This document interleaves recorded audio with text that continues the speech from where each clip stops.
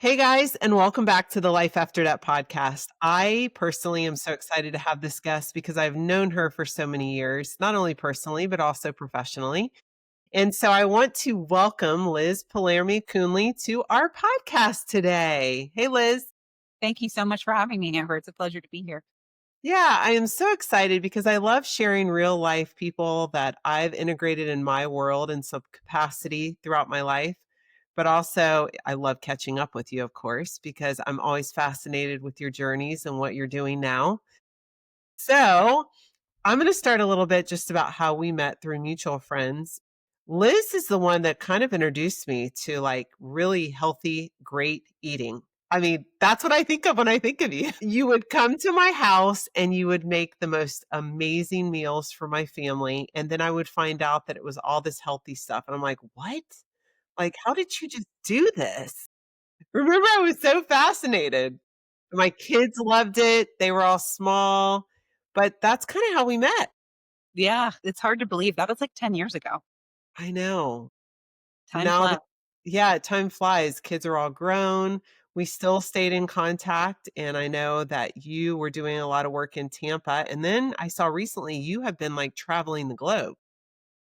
I did, yeah. So in 2023, from 2023 until April of last year, I can work remotely, so I can work from anywhere. And I just have the travel bug in such a major way. And so I was like, let's just throw all my stuff in storage and go exploring for a while. So I would pick different cities and countries and stay there for like a month at a time. So awesome, and I saw the pictures, and it looked incredible.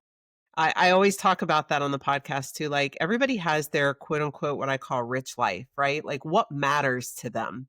And those are the things that you should actually allocate your money to and then cut back in other areas. And so it sounds like for you, Liz, it's always been traveling, which what a great investment. The memories and everything, just seeing the world and what you're exposed to, I can imagine is just amazing, an amazing feeling that you never forget. It's wild because I'll look back, like, I love sharing what I've seen with other people. I really hope that other people are inspired to go see parts of the world that they've never even thought about seeing before. I joke that in the States that there is an unspoken approved travel list. And we all seem, for the most part, to go to the same places, you know? Right. Like right now, I would say Portugal and Iceland are pretty high on the approved travel list because it's the new hot place that, places that people are going to.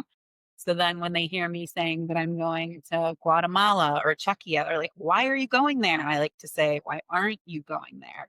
But oftentimes when I'm looking at my pictures, I just take a pause and I'm like, I can't even believe some of the things that I've done and seen. So travel just makes us better people. I totally believe that. I love to travel myself, and I think the older I get, the more I recognize and realize that just the ability to go visit these places and think outside the box. I think a lot of us as Americans, we get stuck in this rat race here. And we think like, oh, this is as good as it gets, or I'll go visit another state. But when you can really step outside of your comfort zone and go into another culture and experience the way other people live, I think not only does it make you appreciate what we have here, but it also opens your whole mind up to a whole other way of being that you never would have known about.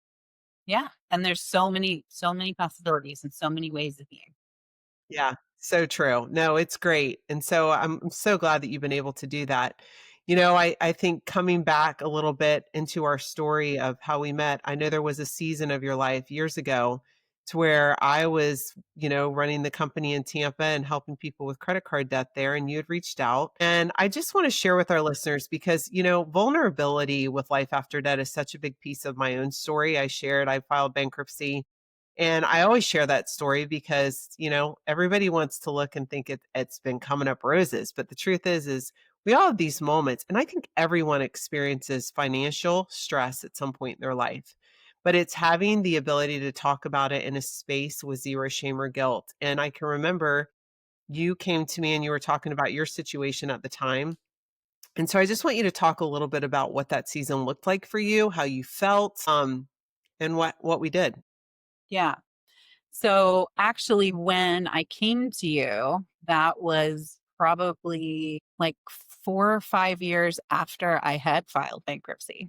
So I had previously filed bankruptcy, and I love that you frame this all up in, like, no shame because everybody's been there. And I feel like when I meet people and talk to them either about what I've experienced or what they're experiencing, there are so many scenarios people get into that are like unforeseen things that, they can't help. And so for me, I ended up filing bankruptcy in, 5 years before I even knew you because of health issues. I was told that I was permanently medically disabled with fibromyalgia. I was suffering with chronic pain and fatigue at 30 years old, and I was told I would never work again. And there were days when I was in so much pain that I physically couldn't even shower. So I was in a pretty bad way. And I'd been with the same employer for 10 years and was out of work on FMLA. And as is typical, once FMLA expired, I was let go. And so I owned at the time two homes. I owned a condo in Tampa and a townhouse in Northern Virginia, and had to quickly scramble to figure that out. So then move 5 years into the future now, and I feel like, how have I gotten myself into another situation here? And fully knowing that bankruptcy isn't an option at this point, we already played that card. So when you and I met, I was pursuing another dream of mine. I had quit what I called like adult life and was kind of just trying to find my happy. And had this background previously in human resources, people, talent, and culture, and decided that I wanted to go take my prereqs for naturopathic medical school. And so you can't really work a traditional job when you're Right. trying a bunch of science prereqs at the community college. And so that's how I started the personal chefing business where you and I met. But what would happen is that my clients were all pretty high profile. So they would travel a lot. They would have homes in many different states or countries, really, really active social lives. So when everybody was in town, I was making money hand over fist. But Right. then, like, there would be big periods of time where people were gone or people were busy and they didn't need me. And so it was this wild financial roller coaster. And as I was making the decision that I needed to transition back into something a bit more stable, that's when I was like, I know Amber said that she does something with debt. And yeah, it really helped me dig myself up. Yeah. And I love what you said because a lot of people get hung up on the fact that when they hear or see someone who is in credit card debt, it's because they've been bad with money, which it drives me nuts. Because the truth is you hit it on the nail that there are some things in life that are unforeseen circumstances that it doesn't matter how much you have. And we had a whole year's worth of savings, but yet we still had to file because you can't change the way you live when things fall off the table. Like you said, you own two homes. We had all these rental properties. We had all of these things that you cannot get rid of overnight. So the truth is that it does not necessarily mean when someone runs into a financial situation that it's due to they're bad with money. That's not the case. But that is the societal programming. And that's the shame that gets projected onto people. And we feel it so deeply. And Yeah, it makes it hard to reach out for the help that you need because you feel like it's just you. which is why I love life after debt. It's funny because I used to say life after debt, we help people with credit card debt. But, lately I've had this whole mind shift and it's actually less about that and more about, what life after debt actually is? It's a safe place. Yeah. It's a safe place that brings clarity, and it's a free service that's available just to bring clarity and allow you to just unload everything that you're thinking, feeling, experiencing, because it affects every area of your life. But yet, money is a topic that we don't talk about. It really is like a spider web. But what I found is that when you share your story, just like you're sharing it now, it starts to give permission for other people to open up about their own and they feel safe with you. And so it's always been my objective with Life After Debt to create a safe place for people that's inviting enough that, hey, book a 15-minute clarity call with our team. We'll hear you out. And not only that, we're going to steer you in the right direction. And guess what? Zero shame or guilt. Like Yeah. we've been there. And so that's why I'm so excited because I know that you like totally killed your journey through debt, got completely out, which congratulations. I know that had to feel so good, but maybe share a little bit about what that process looked like for you and how you felt throughout the process. I felt really cared for, I would say. Whenever you embark on something, you feel a lot of fear just of it's normal to fear the unknown. And then you add in the layers of shame and fear around having money problems, and it just it can be a lot to take. But what I loved so much was that there was really clear explanation up front about what the process was going to be, that there was a set amount of money that I would, put towards the debt every month. And then as that, kind of pile of money started to stack up, the team would be able to then start negotiating debt on my behalf so that I was, paying far less than I would if I was trying to tackle my debt on my own. And they were just phenomenal about letting me know when we had an offer for me to accept, and so exciting to see those numbers that come forward. And so exciting to see that those debts get knocked out and knocked off. So it's sort of, it's like a bunch of goalposts, which is nice too. It's like, oh, and another one down and another one down. But they were always so friendly and helpful. And if I had questions about like, is this a bill that I could add into the program? Or I got this letter from a company. What do I do with this? Is this something that you can help me with? So I'm a big believer that you can really help to reduce fear when people have the right expectations and then you do the things that you told somebody that you were going to do. And that I was love that. it was like, I didn't know what to expect. Your team told me the process step by step, and then they followed through on the process step by step because your nervous system's already geared up. That's right. And so if you get any unexpected curveballs, it's gonna be challenging. And it was just smooth sailing. Like everything that I was told was gonna happen happened, and you just feel like you're collecting little wins all along. And I even remember when you got to the finish line and you sent me a message and you're like, guess what? I'm completely done with my program, which is my favorite text to get from people because sometimes I'll forget even the ones that enrolled because they're just smooth sailing throughout. And then you hear from them when they are completed. And it's like, oh my gosh, that is such a huge accomplishment. So kudos to you for doing that. But you said it best. It really is like linking arms and you become a team with our team so that we can walk you through that process. But to your point, one of the things that I love is that we give every detail, the good, the bad, and the ugly about the process so that the expectations are properly laid out because you're dealing with people's finances.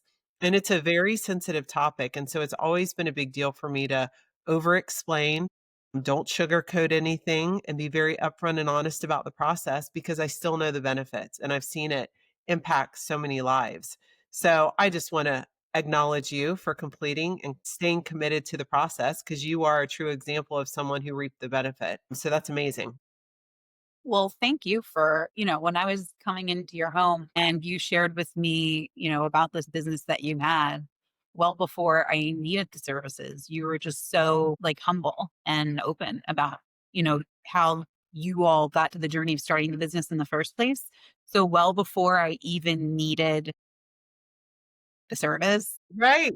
I already knew the story. So it was already like, even though this is scary, I know Amber gets it.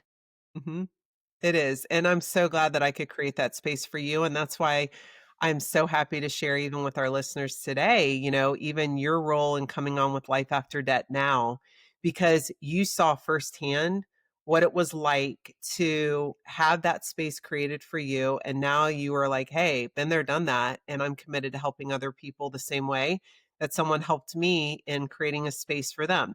You know what I think is so crazy, Liz, and you can probably attest to this. We can go to dinner with a room full of our girlfriends and literally say, "Hey, how are you doing?" And they'll be like, "I'm great. Everything's good."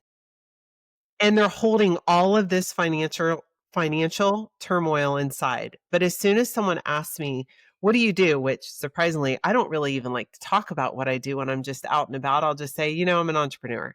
And they'll say, "Well, what do you do?" And now I'll say, "Well, I help people with credit card debt," which I know that's your conversation now too. It's amazing how different "how are you" becomes, because then Yeah. they just start unraveling as soon as they can pull you to the side. And so I am so excited to have you on the team. One, because I know your background in training and teaching and developing. And more importantly, you have walked the walk and talked the talk with, "Hey, I've been in debt. Hey, I've gotten to the finish line. I know what this program does, and that's why I'm so committed in teaching other people how they too can get to the finish line." So I can't think of a better person to be a part of our team. Oh, you're the best. I really appreciate your faith in me and your extending the invitation. I really my guiding light in anything that I do really has to meet the criteria of having the ability to make an impact and be of service to others. Those are the two criteria. As an added bonus, I really do love connecting people that I like and trust and helping them to know and understand and appreciate one another. So it just checks a lot of boxes. Yeah, well, I know you're gonna be a huge success, and I think even from your developing and teaching days, which I saw you do with your HR company and everything you were putting out, giving people resources because I always say that financial planners are wasted on the rich, right? We're all, like, trying to get through life and figure out even, people who are making $35,000 or $60,000 a year, which is not a lot of money these days. But we're all trying to grasp at different tools and tricks and trainings to make our money go further. And so I just know that you're going to be able to bring your skill set to the table and teach so many people things, even in that realm, not only about getting out of debt, but also like, what can you do to change your financial future for the better? I'm so sorry. Can you hear that? No, I did a little, but it's okay. Sorry. It's It's okay. right next to a clock. Well, you know what? Then maybe that means, our time is coming to an end. Maybe that's what it's trying to warn us. No, but I do, and I think that you're going to be great with sharing and educating people. You're a good voice of reason. I know you educated me on a lot of things in the food world, which I haven't forgotten. So I know that it's going to be the same in the financial world. So if you had to give people kind of like three takeaways, your 3 Mm, big takeaways, and it doesn't necessarily have to be about money. I know you have lived a very full life.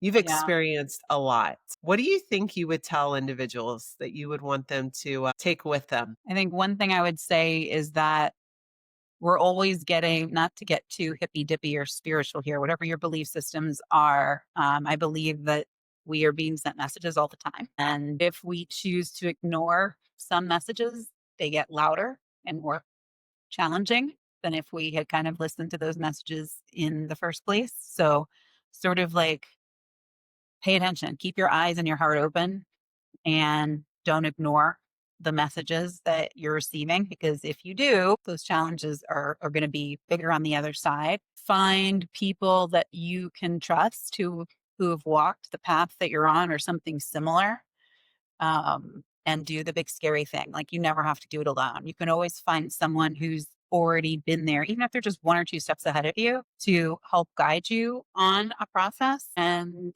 try to do things differently. Like be addicted to learning growth because I feel like if we're not trying to learn new things and experience new things, then what's the point of being here?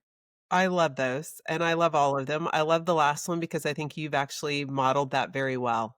You have constantly been in a state of learning, experiencing, exploring.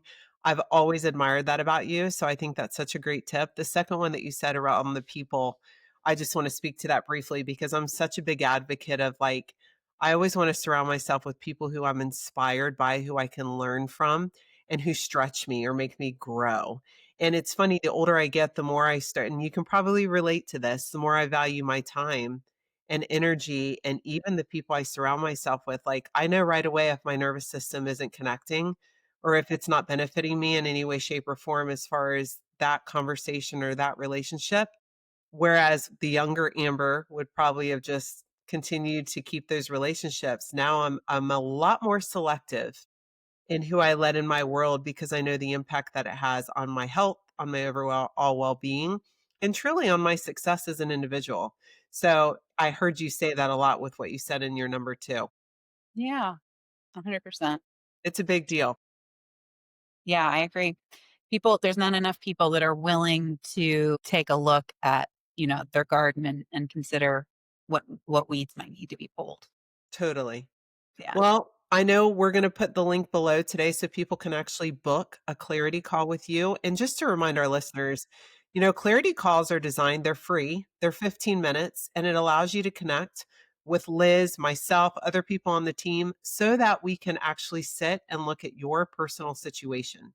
We will go through your debts. We'll determine what the best way out for you specifically. There is not one way, there's multiple ways. And so we're going to determine what's best for you, and we're going to walk you through that process.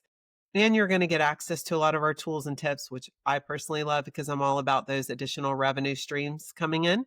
So I love talking about those with individuals. So we are going to put the link, but I am so excited, Liz, to have you. Thank you for sharing your own story. I know it's going to inspire others who are hesitant to reach out until they hear that, hey, it's normal. It's okay. You can ask for help. And by the way, we do what we say we're going to do. You've seen the results, and now you're committed to helping others. So please don't hesitate to book a call with someone on our team, and we will get you connected, and we will make sure we walk you through that process also, so you too will have a story to share. Thank you so much, Liz, for coming on today. Thank you, Amber. We'll Be talk well. soon. And that's a wrap for this episode of Life After Debt. We're so glad you hung out with us, because around here, we believe debt doesn't get the final say. Clarity does. Whether you're drowning in credit card debt or just tired of stressing over money, we're here to help you ditch the shame, get a plan, and take your power back. If you're ready for real change, let's talk. Head over to reducemydebts.com and book your free clarity call with our team. It's quick, easy, and honestly, it could change everything. Thanks again for listening, and remember, your life after debt isn't just possible, it's waiting for you.